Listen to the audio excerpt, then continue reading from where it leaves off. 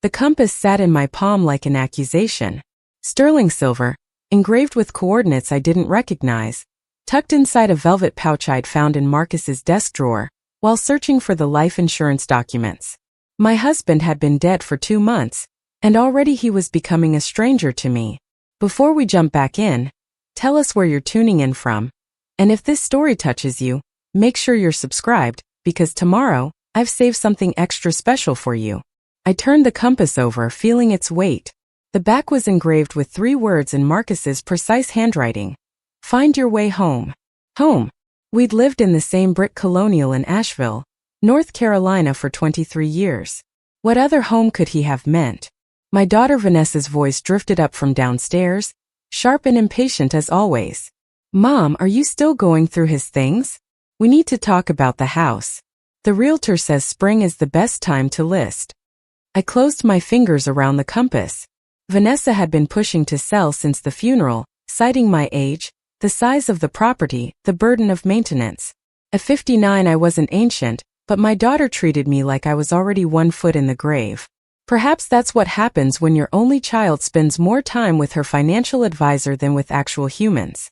Coming, I called back, slipping the compass into my cardigan pocket. Downstairs, Vanessa had spread paperwork across the dining room table. Her perfectly manicured nails tapped against her tablet screen as she scrolled through listing prices. She'd inherited Marcus's dark hair and sharp features, but none of his warmth. Somewhere between her MBA and her 3rd promotion at the investment firm, she'd lost the ability to see people as anything other than assets or liabilities.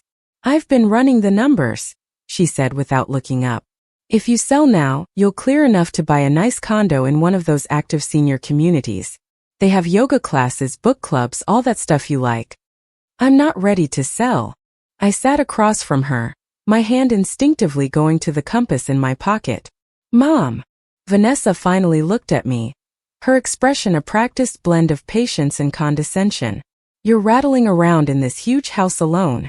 Dad's gone. It's time to be practical. Practical. That was Vanessa's favorite word. It meant efficient, emotionless, stripped of sentiment. It meant turning a 23-year marriage into a line item on a balance sheet. Your father loved this house, I said quietly. Dad's not here anymore. She gathered her papers with brisk efficiency. Look, I have to get back to Charlotte.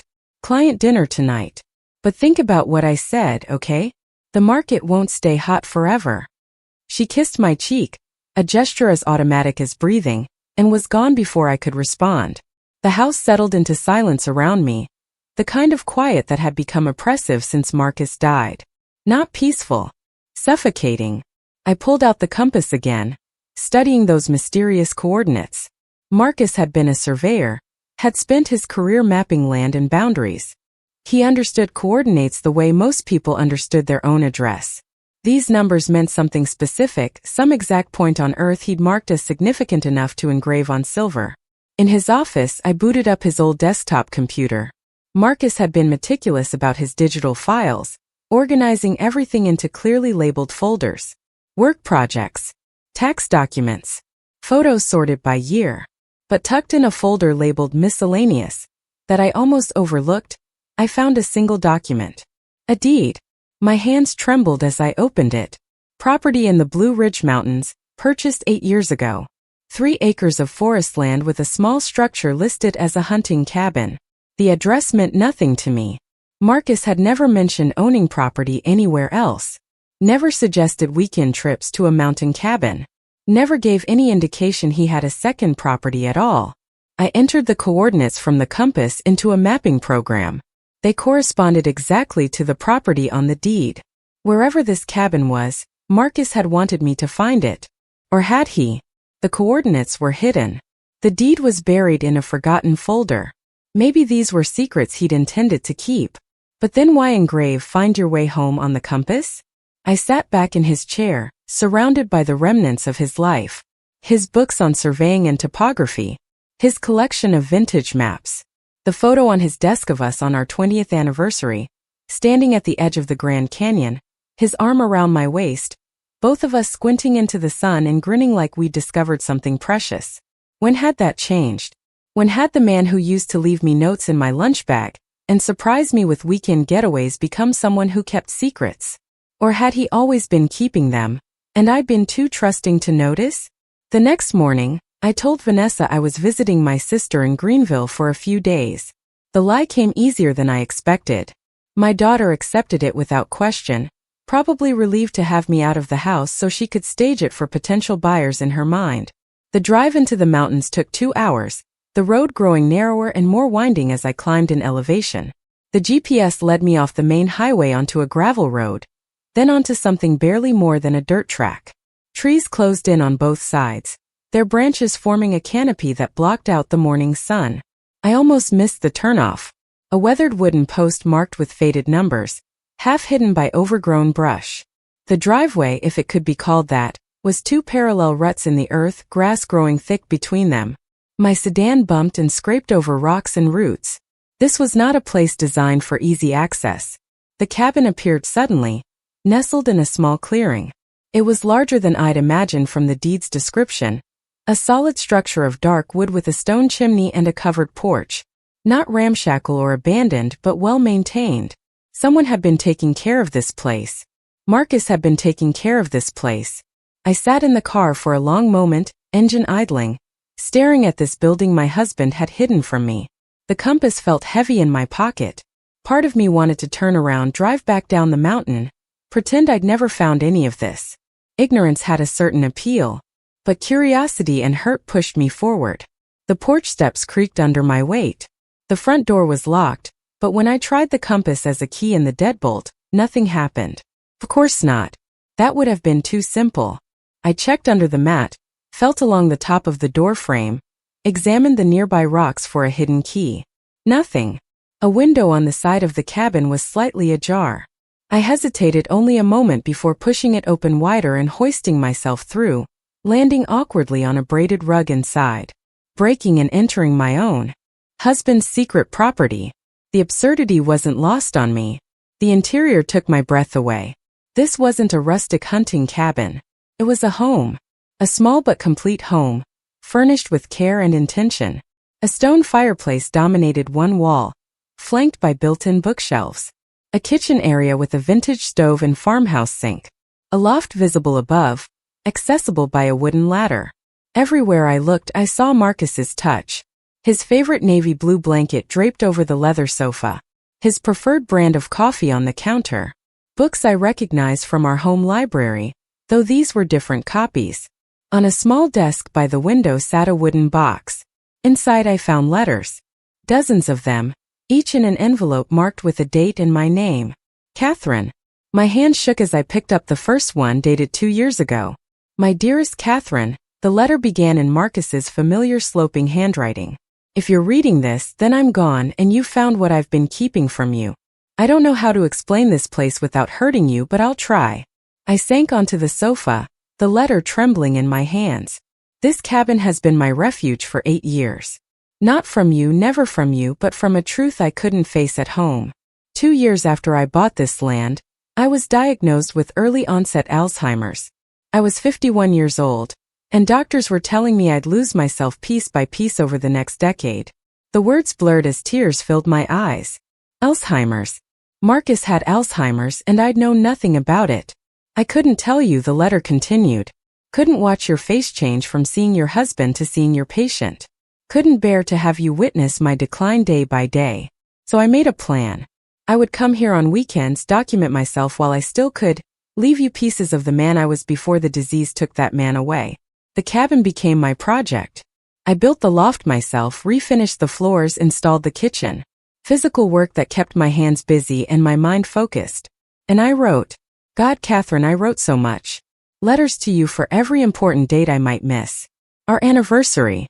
Your birthday. Holidays. Ordinary Tuesdays when I just needed you to know I loved you. There are instructions here too. Medical directives. Financial documents. Everything you'll need. But more than that, there are stories. Our stories. Everything I remember about us while I still remember it. The way you looked on our wedding day.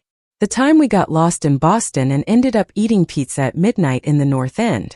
How you cried when Vanessa was born, not from pain but from overwhelming love. I'm preserving us, Catherine. This cabin is my insurance policy against forgetting. And now it's yours. A place to come when you need to remember too. The letter ended with his signature, that bold M that always looked like a mountain range. I sat in the stillness of the cabin, surrounded by my husband's secret life, and finally understood. This wasn't betrayal. This was love so profound he'd hidden his own suffering to spare me pain. And in doing so, had created something I might never forgive him for, even as I understood why he'd done it. The other letters sat in the box waiting. Part of me wanted to tear through them all, devour every word Marcus had left behind. But something held me back. These were meant to be opened on specific dates, a deliberate chronology he'd created. To read them all at once would be to disrespect his final gift to me. I chose the one marked for today's date. Preparing and narrating this story took us a lot of time, so if you are enjoying it, subscribe to our channel, it means a lot to us. Now back to the story. Inside, his words were shorter, more informal. Catherine, you found the cabin. You found the compass. You came looking, which means you're stronger than you think. I know Vanessa has probably been pushing you to sell the house, to downsize, to make everything smaller and more manageable. Don't let her. That house is full of us and you need that right now. But this cabin, this is different. This is just for you. A place Vanessa doesn't know about, doesn't have opinions about. A place where you can be Catherine, not mom, not the widow, not the woman everyone expects to handle grief with grace and efficiency. Come here when you need to scream, when you need to cry, when you need to throw things. Come here when you're angry at me for leaving, for lying, for every choice I made that hurt you even though I was trying to protect you. And Catherine, I need you to do something for me. Something I couldn't do myself because the disease was already starting to take my words, my memories, my ability to fight back. I need you to save our daughter. The letter went on to explain what I'd been seeing but hadn't wanted to acknowledge. Vanessa's transformation from a warm, creative child into a cold, calculating adult. How she'd stopped visiting unless she needed something.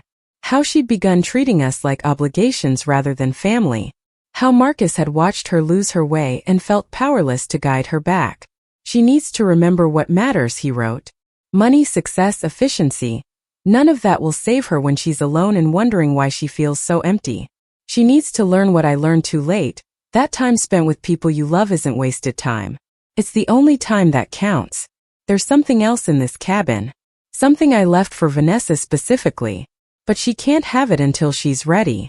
Until she's willing to see beyond spreadsheets and market values. You'll know when that time comes. Trust yourself, Catherine. You always had better instincts about people than I did. I folded the letter carefully, placed it back in its envelope.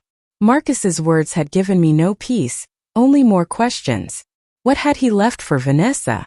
And how was I supposed to transform our daughter when she barely had time for a phone call, let alone whatever emotional journey Marcus had envisioned? The afternoon sun slanted through the cabin windows, painting the floor in golden rectangles. I stood and began exploring more thoroughly. The bookshelves held volumes on memory, consciousness, and neuroscience alongside Marcus's beloved westerns and adventure novels. On a shelf near the fireplace, I found photo albums I'd never seen before. I opened one carefully. Pictures of us, but not our official family photos. These were candid shots, stolen moments. Me reading on our back porch, unaware of the camera. Vanessa at age 7, covered in mud after playing in the creek. The two of us baking Christmas cookies, flour dusting our hair. Page after page of ordinary moments that Marcus had elevated to treasure. Tucked in the back of the album was another envelope, this one addressed to Vanessa. The seal was unbroken. Whatever message Marcus had for our daughter waited inside, but the envelope was accompanied by a note in his handwriting. Don't give this to her until she asks about me. Really asks, not just going through the motions. She needs to want to know me again before she can hear what I have to say. I slipped the envelope into my purse. The idea of withholding anything from Vanessa felt wrong. Manipulative. But Marcus had been specific. He'd known our daughter better than I wanted to admit. She hadn't cried at his funeral, hadn't shared memories or stories. She'd organized everything with brutal efficiency, treated his death like a project to be managed and completed. When had we lost her? When had the little girl who used to make up elaborate stories and leave notes for the tooth fairy become this brittle, distant woman? The climb to the loft revealed a small bedroom, simply furnished with a double bed covered in a quilt I recognized. My grandmother had made it, given it to us as a wedding present. I thought it was packed away in our attic. Instead, it was here in Marcus's secret sanctuary. A desk in the corner held a laptop, its power cord plugged into an outlet. I opened it, half expecting it to be password protected, but it opened to the desktop immediately. A single folder sat in the center of the screen, labeled, "For Catherine." Inside were videos. Dozens of them, each labeled with a date. I clicked on the oldest one dated 8 years ago. Marcus's face filled the screen, younger than I remembered him in death, but already marked by knowledge I hadn't recognized at the time. Strain around his eyes. A tightness in his jaw. "Catherine," his recorded voice said, and I had to press my hand over my mouth to keep from sobbing. "This is the first video. I bought the land last week. Right now there's nothing here but trees and a flat spot I've cleared for building. But I wanted to document this from the beginning. Document myself from the beginning before I forget how." He looked away from the camera, his throat working. "The doctor says I have maybe 10 years before I won't know my own name. 10 years before I won't remember loving you, won't remember Vanessa, won't remember any of it. So I'm going to make a record. Not for me. I won't be able to watch these. But for you. So you can see me choosing to love you every single day, even after my brain stops being able to make that choice." The video continued, Marcus explaining his diagnosis in clinical terms, describing his symptoms, his fears. But mostly he talked about me. About us. Story after story, memory after memory, preserving our history in his own voice while he still could. I watched video after video as the afternoon stretched into evening. Watched Marcus building the cabin, sweating in summer heat as he hammered and sawed. Watched him reading on the porch, occasionally looking up at the camera to share a passage he loved. Watched him in winter, snow falling outside the window, talking about the time Vanessa got lost in the grocery store and we found her in the cereal aisle, explaining to a stock boy why Lucky Charms were the superior breakfast choice. In the later videos, I could see the disease beginning its work. He'd pause mid-sentence, grasping for words. He'd repeat stories he'd already told. His frustration was visible, a tightness around his mouth, anger in his eyes at his own failing mind. The last video was dated 6 months before he died. Marcus looked exhausted, his face gaunt. He sat in the same spot I occupied now, in the loft of the cabin he'd built with his own hands. "I don't know how many more of these I can make," he said to the camera to me.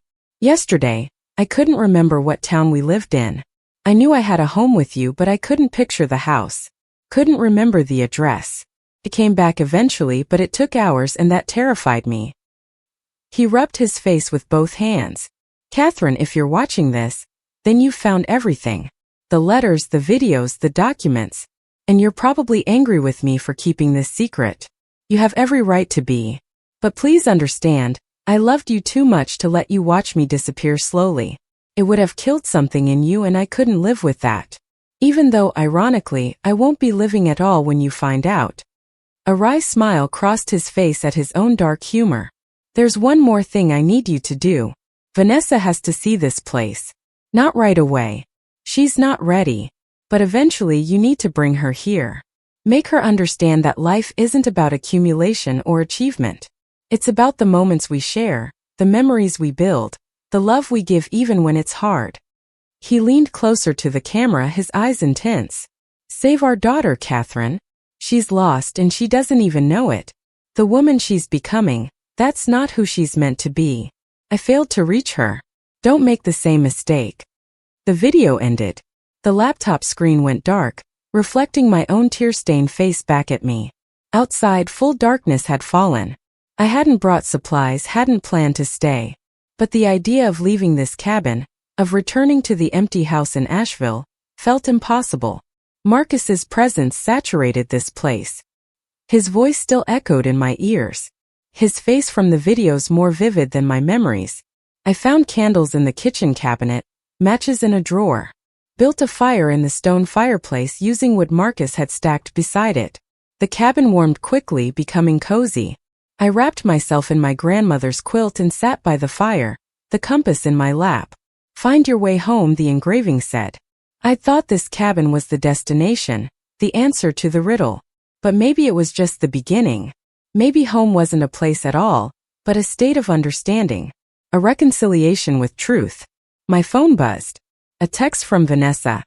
How's Greenville? Talk to a contractor about staging the house. Call me. I stared at the message for a long moment, then typed back. Greenville's fine. Don't do anything with the house yet. We need to talk. Her response came immediately. About what? Mom, we discussed this. I turned off my phone without answering. Vanessa could wait. For the first time in 2 months, possibly longer, I didn't feel obligated to manage her expectations or spare her discomfort. Marcus had given me permission, through his letters and videos, to stop accommodating everyone else's needs ahead of my own.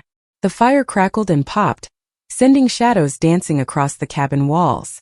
I thought about Marcus building this place board by board, knowing his mind was betraying him. I thought about Vanessa at 7, muddy and laughing.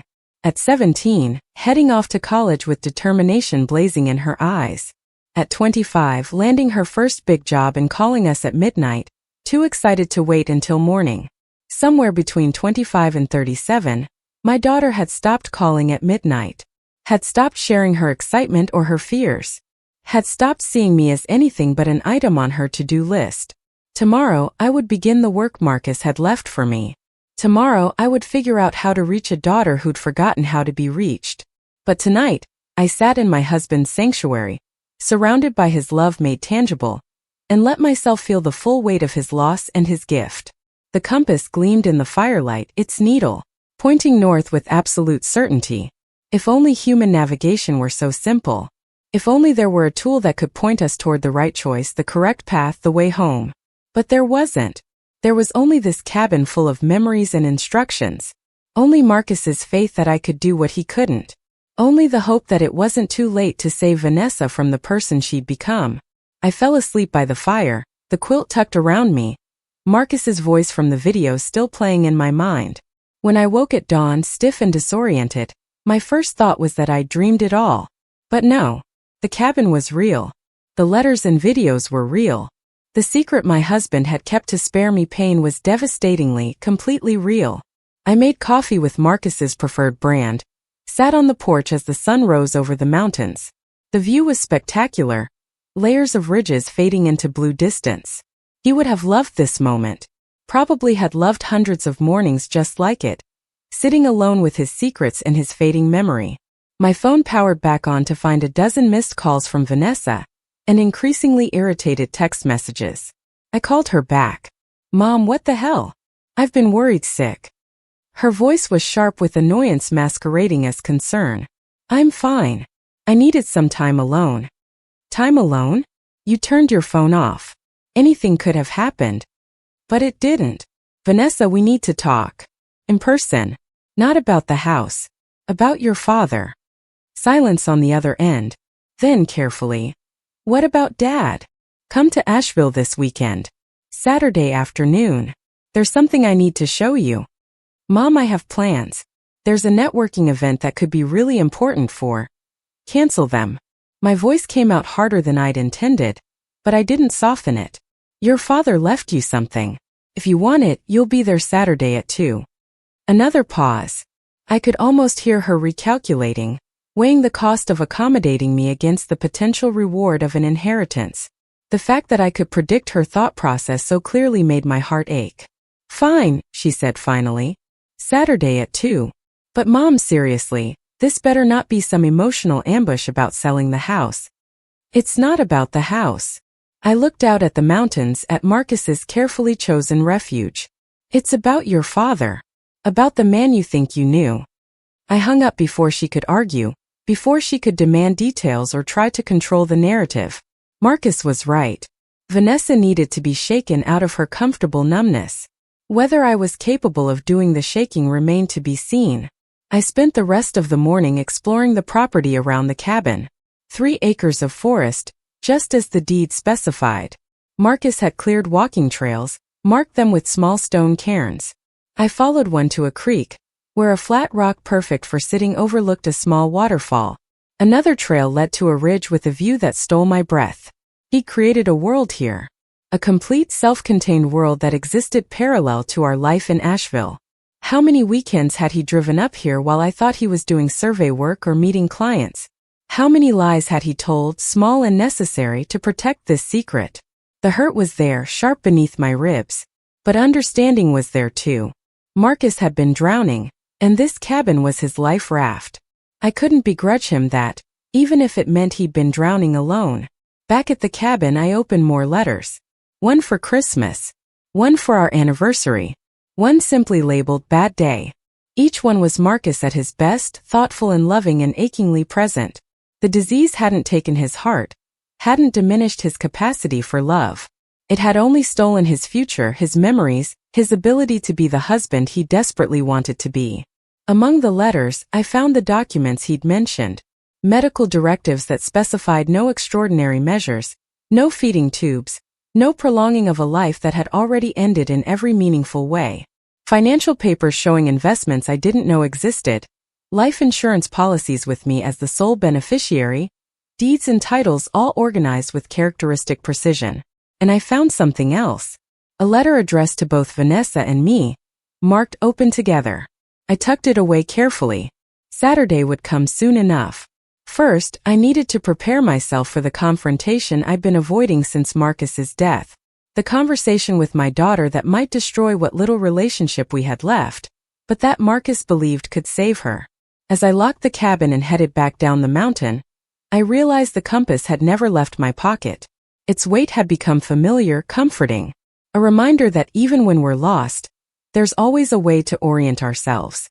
We just have to be brave enough to look. Saturday arrived wrapped in the kind of gray drizzle that makes everything feel melancholy. I'd spent the week preparing, though what exactly one prepares for a confrontation built on secrets and grief, I wasn't sure. The letter Marcus had left for both of us sat on the kitchen table, its presence somehow louder than any words I could speak. Vanessa arrived precisely at 2 o'clock, because of course she did. Punctuality was one of her virtues, the kind that looked good on performance reviews. She stepped into the house shaking rain from her designer coat, her heels clicking against the hardwood floor with the authority of someone who'd already decided how this conversation would go. So what's this about? She didn't bother with pleasantries, didn't ask how I'd been or comment on the house she was so eager to sell. Just straight to business as always. I gestured to the living room. Sit down. This might take a while. Her eyes narrowed with suspicion, but she followed me, perching on the edge of the sofa like she might need to escape at any moment. I took the armchair across from her, the one Marcus used to claim every evening, and suddenly felt the weight of what I was about to do. Destroying her image of her father.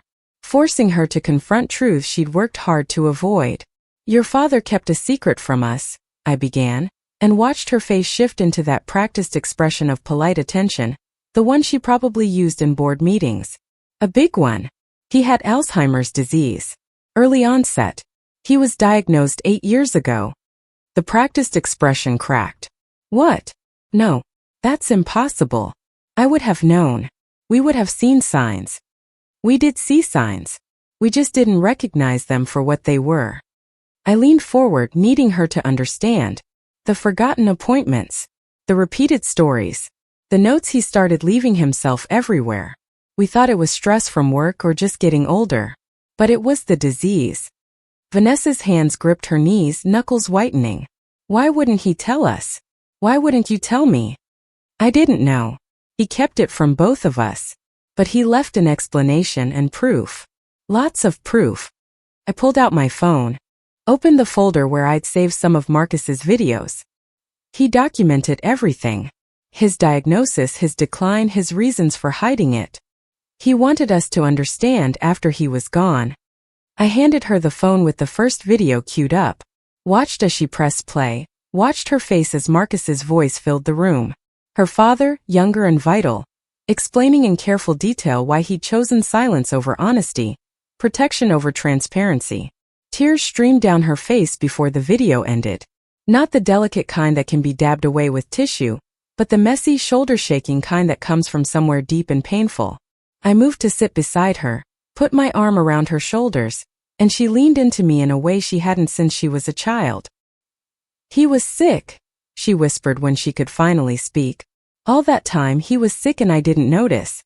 I was too busy with work, with climbing the ladder, with making deals and impressing people who don't matter.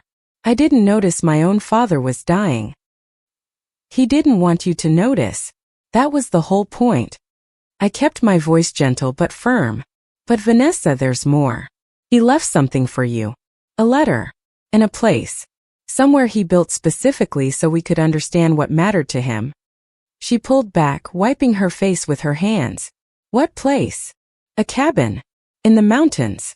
He bought property 8 years ago and built it himself. That's where he went on weekends when he said he was working. That's where he recorded the videos, wrote the letters, tried to preserve himself before the disease took everything. Vanessa stood abruptly, pacing to the window. Rain streaked the glass, distorting the view of our neighborhood. A cabin. He had a whole other life and neither of us knew. Not another life. A sanctuary. A place to face what was happening to him. I joined her at the window. He left instructions that I was supposed to take you there. Show you everything. But only when you were ready to really see it. To see him. She turned to face me, her expression raw in a way I hadn't witnessed in years. And you think I'm ready now?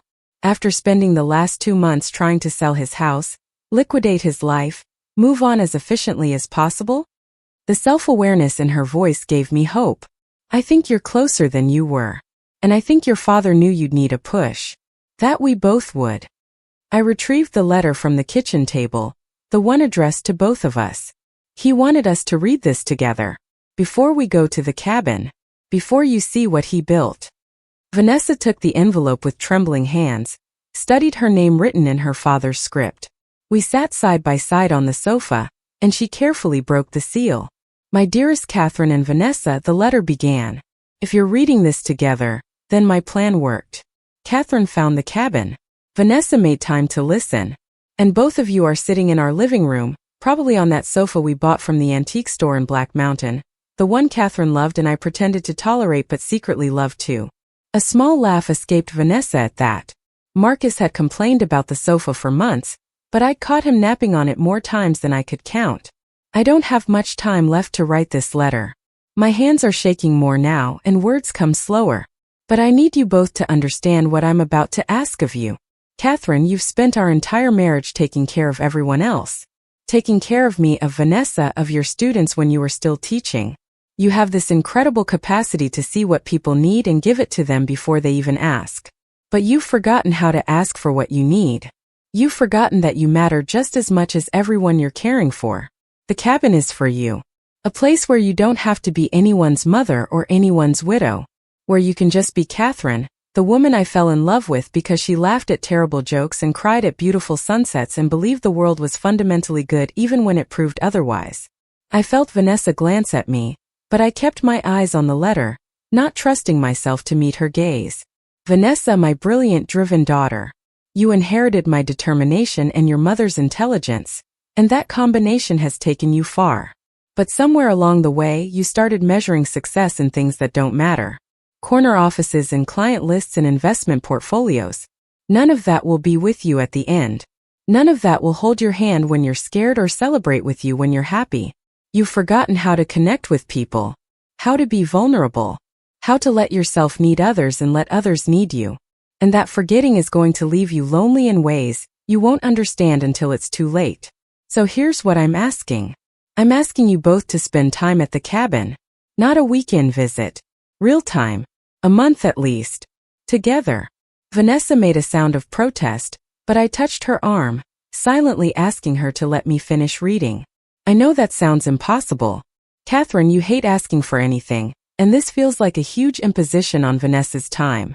Vanessa, you're probably already calculating how many billable hours you'll lose, how this will impact your career trajectory. But I'm dead. I don't get to make requests anymore. This is my last one. Spend a month at the cabin. Learn to talk to each other again. Catherine, teach Vanessa how to slow down, how to notice beauty, how to value moments over achievements. Vanessa, teach your mother how to ask for what she needs, how to take up space, how to believe she deserves care as much as she gives it. I've left detailed instructions with my lawyer. The cabin is in a trust that requires both of you to spend 30 consecutive days there before either of you can access the rest of my estate. Yes, I'm manipulating you from beyond the grave. I'm not proud of it, but I'm desperate. You two are drifting apart, and if I don't intervene now, you'll wake up one day as strangers who happen to share DNA. Don't let that happen. Don't let my death be the thing that breaks you apart. Let it be the thing that brings you back together. The cabin has everything you need. Propane for heat and cooking. A generator for electricity.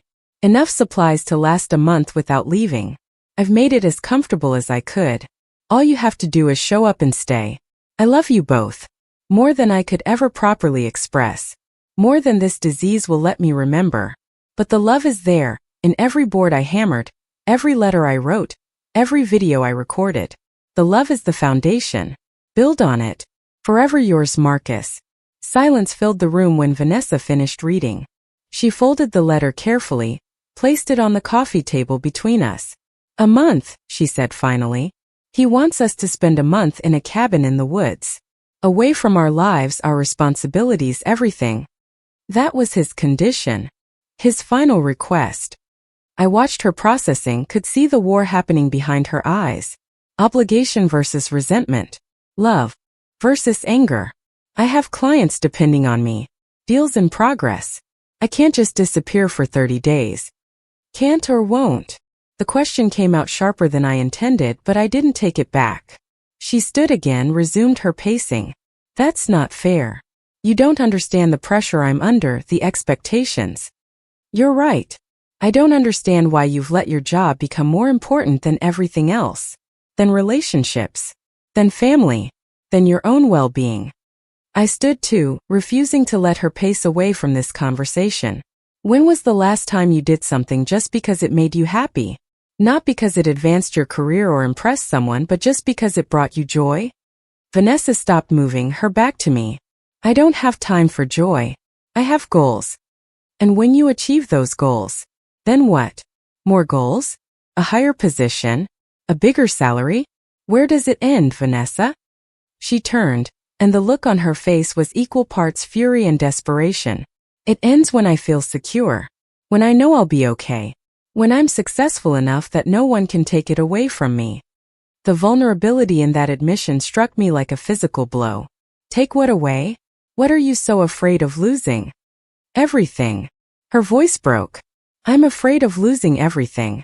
Of ending up dependent on someone else, of not being able to take care of myself, of becoming a burden like. She stopped, but the damage was done. Like your father, I finished quietly. You're afraid of ending up like your father. Sick and dependent and diminished. She sank back onto the sofa, her face in her hands. He was always so strong. So capable. And then at the end he couldn't even remember where he lived. He'd look at me like I was a stranger. That's not how I want to remember him. I sat beside her, chose my words carefully. So you decided not to remember him at all. To pack him away as efficiently as possible and move on. To focus on work so you wouldn't have to feel the loss. It hurts less that way. Does it? Or does it just hurt differently? I took her hand, forced her to look at me. Vanessa, avoiding grief doesn't make it go away. Just turns it into something else. Something that leaks out in other ways. In the obsessive focus on work, in the inability to connect with people, in the desperate need to control everything because you're terrified of what happens if you let go. Tears tracked down her face again, but this time she didn't wipe them away. I don't know how to do this. How to feel everything you're asking me to feel. It's too much. That's why your father wanted us to do it together. At the cabin. Away from all the distractions and demands. Just you and me, learning how to be mother and daughter again instead of two people who happen to share a last name. She was quiet for a long time, staring at her father's letter on the table. When she finally spoke, her voice was small. What if we get there and realize we don't actually like each other anymore? What if 30 days just proves how far apart we've drifted? Then at least we'll know, I said. And we'll know we tried. That we honored your father's last wish. That we gave us a chance. Vanessa picked up the letter, read through it again. I watched her face as she absorbed her father's words, his final attempt to bridge the gap that had grown between his wife and daughter. Okay, she said finally. Okay. I'll request a leave of absence from work. Tell them it's a family emergency, which I guess it is, in a way. Relief and terror washed through me in equal measure. I'd been so focused on getting Vanessa to agree that I hadn't fully considered what a month alone with my daughter would actually mean. A month of forced proximity. A month of conversations we'd been avoiding. A month of confronting everything we'd let fester between us. When? Vanessa asked, already pulling out her phone to check her calendar, unable to help herself. Your father's lawyer said we need to complete the 30 days before the estate can be settled. The sooner we start, the sooner it's done. She nodded, scrolling through screens. I can clear my schedule by Wednesday. Will that work? 3 days.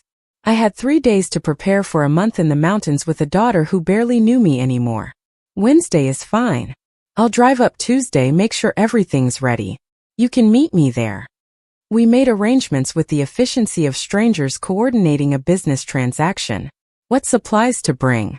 What the cell service was like. Who to notify that we'd be unreachable. The practical details felt safe.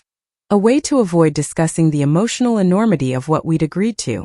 As Vanessa prepared to leave, she paused at the door. Mom, I'm sorry. For pushing to sell the house. For not being here more after Dad died. For being such a disappointment. The word hit me like a slap. You're not a disappointment.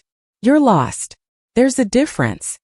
She nodded slowly, not quite believing me but wanting to. I hope you're right. I hope 30 days is enough to find my way back. After she left, I sat in Marcus's chair and let myself cry. For my husband who'd loved us enough to orchestrate this intervention from beyond death. For my daughter who'd armored herself so thoroughly she'd forgotten how to feel. For myself, facing a month of vulnerability I wasn't sure I was equipped to handle. The compass sat on the end table where I'd left it. I picked it up, watched its needle swing toward north with absolute certainty. If only healing worked the same way. If only there was a device that could point us toward wholeness, toward connection, toward home. But there wasn't. There was only this cabin full of Marcus's love and hope. Only 30 days to undo years of drift and distance. Only the terrifying possibility that we might emerge from this month more broken than when we started. I spent Sunday and Monday preparing. Packing clothes suitable for mountain weather. Gathering books I'd been meaning to read. Making lists of supplies to bring even though Marcus's letter said the cabin had everything we'd need. The activity felt purposeful, kept my hands busy and my mind from spiraling into anxiety.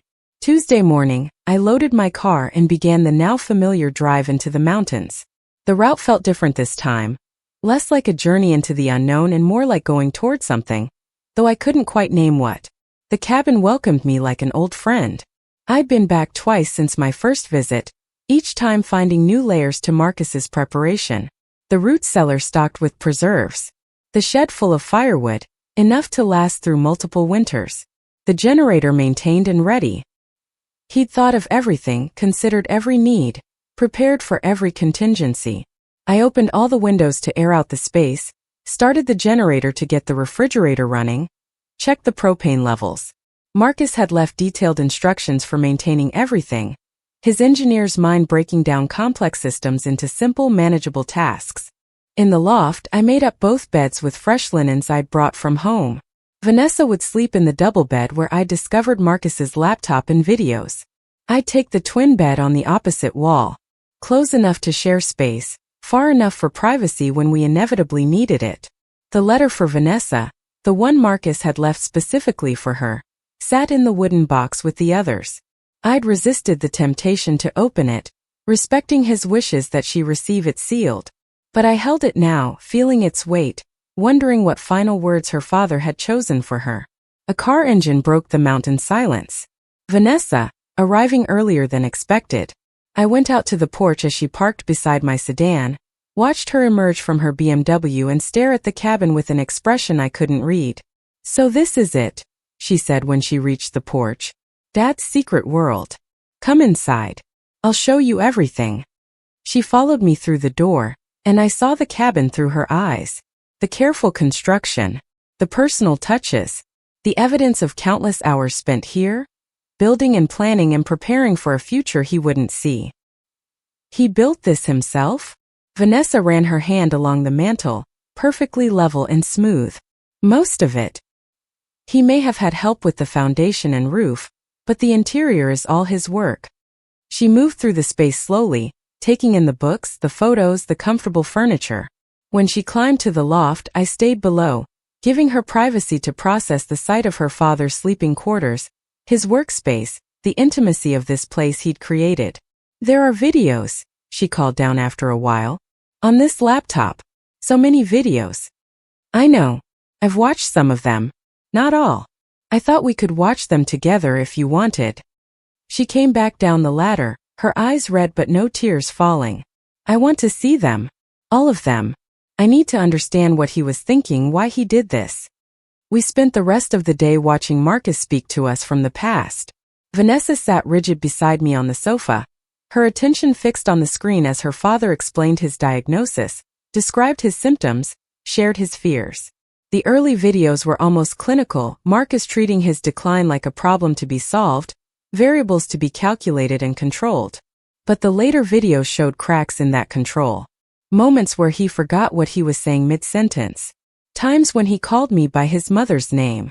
Instances where his frustration boiled over into anger at the unfairness of losing himself piece by piece. I had no idea, Vanessa whispered during one particularly difficult video where Marcus broke down crying, apologizing to the camera, to us for not being stronger. I saw him every month. How did I not see this? Because he was very good at hiding it. And because you were looking at him through the lens of who he'd always been, not who he was becoming. She paused the video, turned to face me. You're angry at me. For not noticing. For not being there more. I considered lying, offering easy comfort. But this month was supposed to be about truth. I'm disappointed. There's a difference. Tell me the difference. Because from where I'm sitting, they feel pretty similar. Disappointment means I still believe you're capable of being better. Anger would mean I'd given up on you. I met her eyes, made sure she heard me. I haven't given up on you, Vanessa. Neither did your father. That's why we're here. We fell into an uneasy rhythm over the next few days. Mornings we'd wake to mountain air and birdsong. Make coffee together in the small kitchen. Vanessa would check her phone obsessively until she remembered there was no signal. Then try to hide her anxiety about being disconnected from her work. I'd read or explore the trails Marcus had marked, giving her space to adjust. Afternoons we'd watch more videos or read letters Marcus had left. Some were addressed to both of us. Others were meant for Vanessa alone, and I'd retreat to the porch while she processed her father's words in private. Evenings were the hardest. With nothing to distract us, no television or internet or separate rooms to escape to, we had to talk to each other. Really talk. Not the surface-level exchanges that had defined our relationship for years. On the fourth night, after a dinner of soup and bread we'd made together, Vanessa finally broke the silence that had been building. I need to know something, and I need you to be honest. She set down her bowl, fixed me with that direct gaze she'd inherited from Marcus. Do you blame me for not being there when Dad died? For being in Charlotte when he had the final stroke? The question hung between us, heavy with implications. I could deflect, soften the truth, preserve the fragile peace we'd maintained. Or I could honor the promise of this month and speak honestly. I don't blame you for not being there. You couldn't have known it was his time. I took a breath, steadied myself. But I do blame you for not being there before. For the years of Sunday phone calls instead of visits. For the birthday cards with checks instead of presents. For treating your father like an obligation you could fulfill at a distance. She flinched but didn't look away. I was building my career. Establishing myself. I thought there would be time later. Time to slow down, to visit more, to be the daughter you both wanted. We didn't want you to be anything except yourself. The real you, not this polished version you show to clients and colleagues. I leaned forward, needing her to understand. We wanted the daughter who used to climb trees and write stories and ask questions about everything. The one who felt things deeply and wasn't afraid to show it. What happened to that girl, Vanessa? She grew up, Vanessa said flatly. She learned that feeling too much makes you vulnerable. That asking questions makes you look weak. That the world rewards people who appear strong and confident and unshakable. And what has that reward cost you? The question seemed to hit her physically. She stood, moved to the window, stared out at darkness broken only by stars in a way that's impossible to see in the city. Everything, she said finally.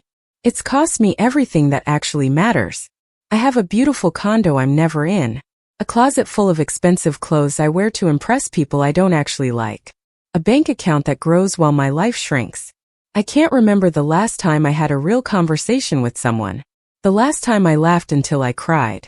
The last time I felt anything other than stressed or numb. I joined her at the window, stood beside her in the darkness. When did you realize that? Watching Dad's videos. Seeing how he spent his weekends here building something real with his hands. Writing letters to people he loved. Trying to preserve what mattered before it was too late. She wiped at her eyes with the back of her hand. He was dying and he still made time for beauty. For meaning. For connection. And I'm healthy and successful and I don't make time for any of it. It's not too late.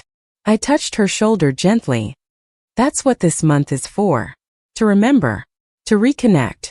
To figure out who you want to be instead of who you've been performing as. She turned to face me, and in the dim light from the cabin's lamps I saw my daughter.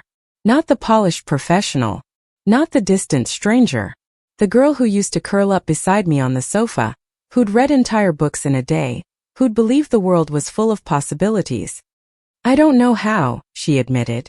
I don't know how to stop performing. How to just be. We'll figure it out together. That's the beauty of 30 days. We have time to make mistakes. Time to be awkward and uncomfortable and honest with each other. Over the following week something shifted. We stopped treating the cabin like a prison sentence and started treating it like the gift Marcus intended.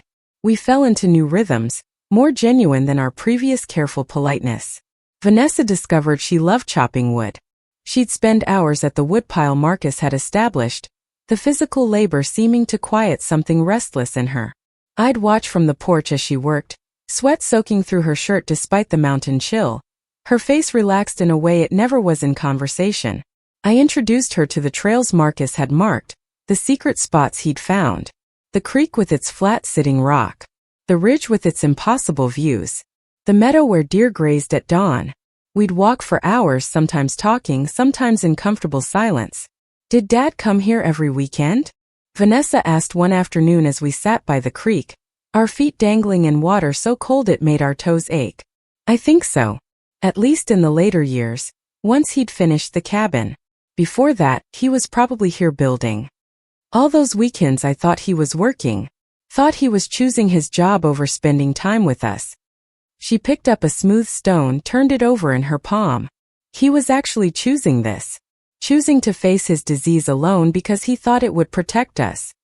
Do you wish he'd told us? Brought us here, let us help? She considered this, the stone still in her hand. Yes. And no. If he'd told us, I would have made it about me. About my pain, my fear, my need to fix it. I would have tried to manage his decline like a project. Research the best doctors. Find the latest treatments. Control what couldn't be controlled. And that would have made him miserable. It would have taken away his agency. His ability to face this on his own terms. She threw the stone into the creek, watched it sink. Maybe he knew me better than I knew myself. Maybe this was his way of giving me what I actually needed instead of what I thought I wanted. We walked back to the cabin as the sun began its descent behind the mountains, the temperature dropping noticeably with the fading light. Vanessa built a fire while I started dinner, and the domesticity of it felt revolutionary. My daughter, the high-powered investment advisor, kneeling on the hearth and coaxing flames from kindling, her hair pulled back in a messy ponytail and her face smudged with ash. Tell me about when I was little, she said suddenly over dinner. Tell me the stories you and Dad used to tell. I know I've heard them before, but I want to hear them again. So I did. I told her about the day she was born, 3 weeks early and screaming with indignation at being evicted from her comfortable womb. About the time she tried to give a neighborhood dog a bath in our kitchen sink, and flooded the entire first floor. About the elaborate fairy houses she'd build in our backyard, complete with tiny furniture made from acorns and leaves. I'd forgotten about the fairy houses, Vanessa said, her face soft with memory. I'd spend hours on them. Days sometimes. You had such imagination. Such creativity. Everything was a story to you. When did I lose that? She pushed food around her plate, not really eating. When did I stop seeing magic everywhere? I think maybe when you decided magic wasn't practical. When you started measuring everything by its utility instead of its beauty. She set down her fork, appetite gone. Dad's letter said I needed to learn to value moments over achievements. But I don't know how to do that when my entire identity is built on achievement. If I'm not successful, not climbing, not accomplishing, then who am I? That's what these next weeks are for. To find out who you are when you're not performing. When there's no one to impress, nothing to prove. That night, Vanessa pulled out the letter Marcus had left specifically for her, the one I'd been carrying since I found it. She held it for a long time before opening it, her fingers tracing her name on the envelope. "Will you stay while I read it?" she asked. "I don't want to do this alone." I nodded, sat beside her on the sofa. She opened the envelope with the care of someone handling something precious and irreplaceable. "My dearest Vanessa," the letter began. "If you're reading this, you're at the cabin. With your mother. You've agreed to spend 30 days disconnected from your work, your life, your carefully constructed identity. I know how hard that is for you. How much it costs to step away from the things you used to define yourself. I'm proud of you for being here. For choosing to try, even though every instinct you have probably told you to refuse, to find a workaround, to negotiate a compromise. The fact that you're here means you're braver than you think. I want to tell you something I should have said when I was alive but couldn't find the words for. You don't have to be successful for me to love you. You don't have to achieve anything, climb any ladder, earn any amount of money. I loved you the day you were born, when you had accomplished nothing except existing. I loved you when you were struggling in school, when you were fighting with your mother, when you were making choices I didn't understand or approve of. My love was never conditional on your achievements. It was only ever about you being you. The fact that you turned into this brilliant, driven woman is wonderful. But it's not why I love you. I love you because you're my daughter. Because you laugh at terrible puns. Because you cry at sad movies even though you try to hide it. Because you have this fierce loyalty to the people you care about, even though you work so hard to appear like you don't care about anyone. Vanessa's hand shook as she read, tears streaming down her face. The cabin is my gift to you. Not the physical structure, though that's yours now too, but the space it represents. Permission to slow down. Permission to feel things. Permission to be messy and uncertain and human. Your mother needs you, though she'll never say it. She spent her entire life taking care of everyone else, and she doesn't know how to ask for care in return. She doesn't know how to be vulnerable, how to admit she's lonely and scared and grieving. She needs you to see her. Really see her the way she's always seen you. And you need her, though you've convinced yourself you don't need anyone. You need her wisdom, her steadiness, her ability to find beauty in ordinary moments. You need to learn how she moves through the world with such grace, how she makes people feel valued and loved without even trying. Learn from each other. Teach each other. Give each other the grace to make mistakes and the courage to be honest. Let this month transform you both. I'm not there to guide you through this, but I've set the stage. I've given you time and space in each other. What you do with those gifts is up to you. I believe in you, Vanessa. I believe you can find your way back to the girl you used to be while becoming the woman you're meant to be. I believe you and your mother can bridge the distance that's grown between you. I believe this month will hurt and heal in equal measure, and that both are necessary. Love isn't just a feeling. It's a choice you make every day. Choose your mother. Choose yourself. Choose connection over isolation, vulnerability over armor, presence over performance. I love you beyond measure, beyond memory, beyond death itself. Remember me, but don't let remembering me keep you from living. Your proud father, Marcus. Vanessa sobbed when she finished, the kind of crying that comes from somewhere so deep it feels like it might break you. I held her, let her soak my shoulder with tears, murmured wordless comfort the way I had when she was small and scraped her knee or had a nightmare. I've wasted so much time, she said when she could finally speak. So much time being someone I'm not, chasing things that don't matter. And he knew. He saw what I was doing to myself and tried to save me. He did save you. He gave us this month. This chance. It's not too late, Vanessa. It's never too late to choose differently. We stayed up late that night, talking in a way we hadn't in years. She told me about the loneliness of her life in Charlotte. The way she'd wake up in her beautiful condo and feel nothing. The panic attacks she'd been having at work. The sense that she was playing a role in a play she didn't remember auditioning for. I told her about the months after Marcus died. When the house felt so empty I'd sleep on the sofa because I couldn't stand being in our bed alone. About the way grief had become this constant companion. Not sharp anymore but dull and heavy, weighing down every moment. "Why didn't you tell me?" she asked. "Why did you let me think you were fine, that you were handling everything? Because you seem so busy, so overwhelmed with your own life. I didn't want to add to your burden." "Mom." She took my hand. "You're not a burden. You're my mother. I should have been there for you. Should have checked in more, visited more, actually seen you instead of just going through the motions. You're here now. That's what matters." As the fire burned down to coals and the cabin grew cold, we climbed to the loft together. For the first time since she was a child afraid of storms, Vanessa crawled into bed with me, curled against my side like she used to. "Tell me more stories," she whispered into the darkness. "About Dad. About us. About all the moments I've forgotten." So I did. I talked until my voice grew hoarse, painting pictures with words of the life we'd built together. The three of us before disease and distance had complicated everything. Before secrets and silence had erected walls between us. Somewhere in the midst of my storytelling, Vanessa fell asleep, her breathing evening out, her hand still clutching mine. And I lay there in Marcus's cabin, in the sanctuary he'd built for exactly this purpose, and felt something I hadn't felt in months. The third week brought unexpected lightness. Vanessa stopped checking her phone entirely, left it in a drawer in the loft. We established small rituals that felt sacred in their simplicity. Morning coffee on the porch regardless of weather.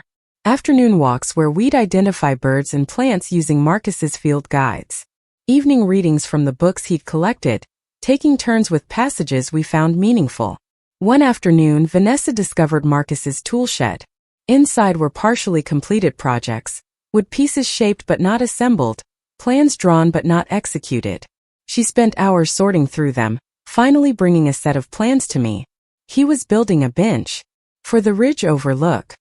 She spread the papers across the kitchen table. We could finish it as a memorial.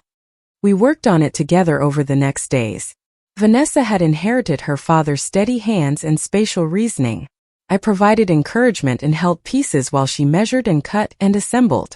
The physical creation of something felt important, transformative in ways neither of us articulated. When we finally carried the completed bench up to the ridge and positioned it exactly where Marcus's plans indicated, we sat side by side and looked out at the layered mountains stretching to the horizon. "He knew we'd need this," Vanessa said quietly.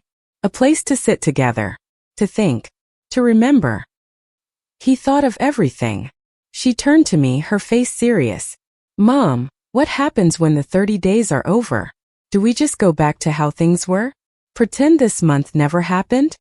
"I don't think we can go back. I don't think either of us wants to." I chose my words carefully. But what comes next has to be sustainable. We can't live in a cabin in the mountains forever. "Can't we?" She smiled slightly. "I've been thinking. My lease is up in 3 months. I could work remotely, at least part-time. Split my time between Charlotte and here. Actually be present instead of just existing." The suggestion stunned me. "You give up your career? Everything you've built?" "Not give up. Redefine." Dad's letter was right.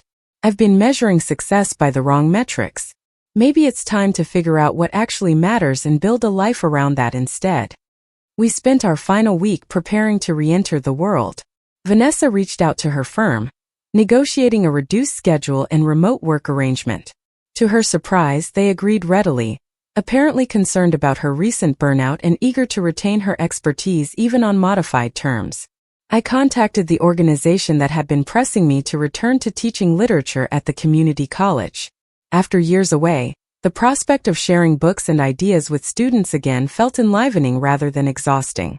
On our last evening, we built the biggest fire yet, sat wrapped in blankets as flames leaped and crackled. The wooden box of Marcus's letters sat between us, most still unopened, designated for future dates and occasions. What do we do with all this?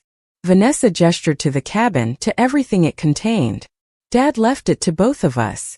We share it. Come here when we need reminding of what matters. Bring other people who might need the same lessons Marcus taught us. An idea formed as I spoke. We could create a retreat for families like us, people who've drifted apart and need time and space to find their way back to each other. Vanessa's eyes lit with the first genuine enthusiasm I'd seen from her about any project. That's perfect. That's exactly what Dad would want. Not just for us to heal, but to help others heal too. We stayed up late planning, sketching ideas for how to expand the cabin's mission without losing its intimacy. How to honor Marcus's memory by extending his gift to others who needed sanctuary and time. When we finally extinguished the fire and climbed to the loft for the last time, Vanessa paused on the ladder. Thank you, she said simply, for not giving up on me, for bringing me here, for this month. Thank your father. This was his vision. I just followed the map he left. You did more than that. You chose to believe in us when I'd stopped believing in myself. Morning arrived with brilliant sunshine, the kind of mountain morning that makes everything feel possible. We packed methodically, leaving the cabin clean and ready for our return. As I locked the door, Vanessa slipped the compass into my hand. You should keep this. You're the one who found your way home first. I closed my fingers around it, felt its familiar weight. We found our way together. That was the whole point. The drive down the mountain felt different from any previous journey. Not an ending but a beginning. We'd spent 30 days learning to see each other clearly, to speak honestly, to value presence over performance. Now came the harder work of sustaining those lessons in daily life. At the house in Asheville, Vanessa helped me carry bags inside.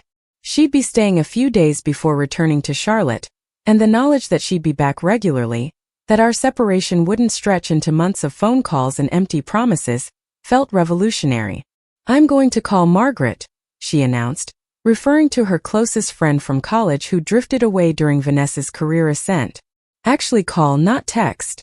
See if she wants to meet for coffee. Just to talk. That's good. Connection matters. She hugged me suddenly, fiercely. I love you, Mom. I don't say it enough. I'm going to do better. I love you too. And you're already doing better. Every day you're doing better. After she left for her appointment, I walked through the house Marcus and I had built a life in. It felt different now. Less like a mausoleum of memories and more like a foundation for whatever came next. The compass sat on my palm as I stood in his office, surrounded by his books and maps and careful documentation of a life fully lived. We did it, I whispered to the empty room, to Marcus's memory, to the man who'd loved us enough to orchestrate our healing from beyond death. Your plan worked. She's finding her way back. We both are. The compass needle pointed north with absolute certainty, and I understood finally what Marcus had meant with his engraving. Finding your way home wasn't about coordinates or destinations. It was about the people you chose to journey with, the love that guided you when everything else failed, the willingness to be lost so you could discover what mattered in the finding. Marcus had built us a cabin in the mountains, but his real gift was simpler and more profound. He'd given us time. Time to grieve. Time to heal. Time to remember that family wasn't just biology or obligation, but choice renewed daily through presence and honesty and grace. The compass gleamed in the afternoon light, its needle steady and true. And I knew with certainty that wherever the rest of my journey led, I'd never lose my way again. Up next, you've got 2 more standout stories right on your screen. If this one hit the mark, you won't want to pass these up. Just click and check them out.